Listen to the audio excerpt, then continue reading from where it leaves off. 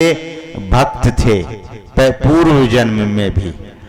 और गोह निषाद के समाज के एक और लोग हैं, वे हैं केवट, जो भगवान के चरण को धोए।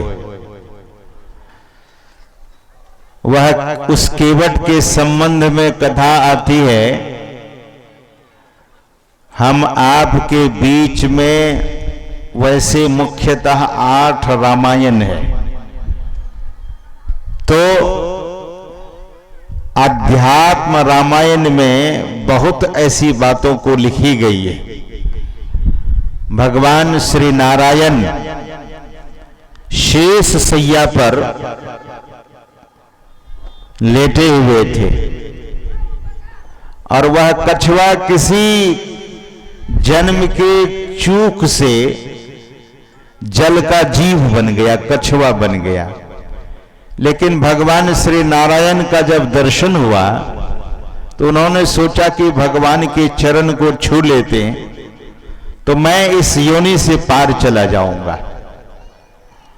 लेकिन लक्ष्मण जी फुफकार देते थे और लक्ष्मण जी के फुफकार से, यानी शेष नाग के फुफकार से, जब लक्ष्मण जी शेष रूप में थे तो शेष के फुफकार से वह कछुआ भगवान का चरण स्पर्श नहीं कर सकता था। बाद में वही केवट बना और भगवान जब गंगा पार करने के लिए आए, गंगा के उस पार जाना था। भगवान जब वनवास जा रहे थे, वनवास काल की यह कथा है, तो गोह निषाद से केवट ने कहा कि मैं आपसे एक वरदान मांगता हूं कि गंगा में एक भी नाव नहीं रहे, सारी की सारी नाव बहुत दूर लेकर नाविक को कहिए चले जाने के लिए।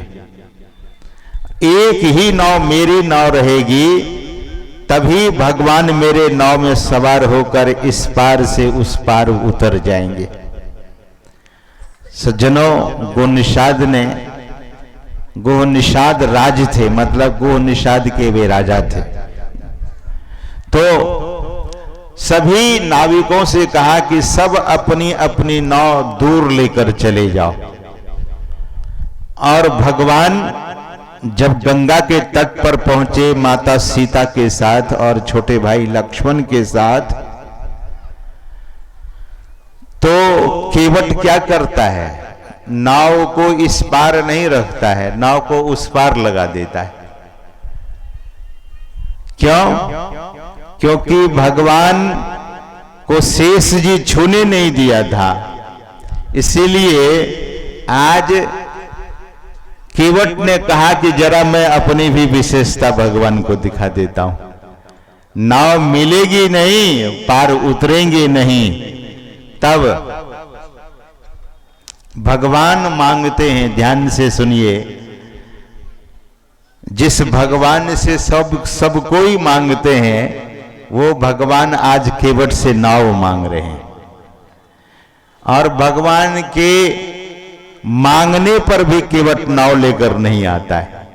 मांगी नाव केवट नहीं आना, मानस में लिखा हुआ है। गोस्वामी जी लिखते हैं कि भगवान श्री राम स्वयं अपने श्री मुख से कहा, केवट जरा नाव लेकर आओ इस पार, हमें उस पार उतरना है।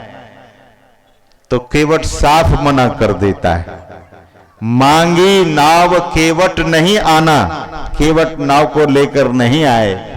और वहीं से क्या बोले, उसी पार से केवट ने क्या कहा, केवट कहता है, कहा तुम्हार मरम में जाना। अरे प्रभु, हम नाव लेकर नहीं आएंगे क्योंकि आपके मर्म को मैं जानता हूं। सज्जनों, बड़े बड़े तपस्वी, बड़े ज्ञानी लोग भगवान के मर्म को नहीं जानते हैं, लेकिन आज एक केवट कह रहा है भगवान से, कहा तुम्हार मर्म में जाना, मैं तुम्हारे मर्म को जान रहा हूं प्रभु। भगवान ने कहा क्या मर्म जानते हो? केवट ने कहा, मैंने सुना है कि आपके चरण में कोई ऐसा करिश्मा है कि जब चरण किसी वस्तु से टकराता है तो वह नारी बन जाता है। और प्रभु, मेरी नाव तो पत्थर की नहीं है, लकड़ी की है। लकड़ी तो तुरंत ही नारी बन जाएगी, और अभी तो एक नारी घर में है ही, अगर दूसरी नारी फिर हो जाएगी तो मैं संभालूंगा कहां से। नाव अगर नारी बन जाती है तो मेरी जीविका ही समाप्त हो जाएगी, इसीलिए मैं नाव लेकर नहीं आऊंगा। भगवान ने कहा, अरे कोई उपाय तो बताओ। तो केवट ने कहा, उसी पार से बात कर रहे हैं। केवट ने कहा कि प्रभु एक उपाय है। भगवान ने पूछा, क्या उपाय है? ध्यान से सुनिए।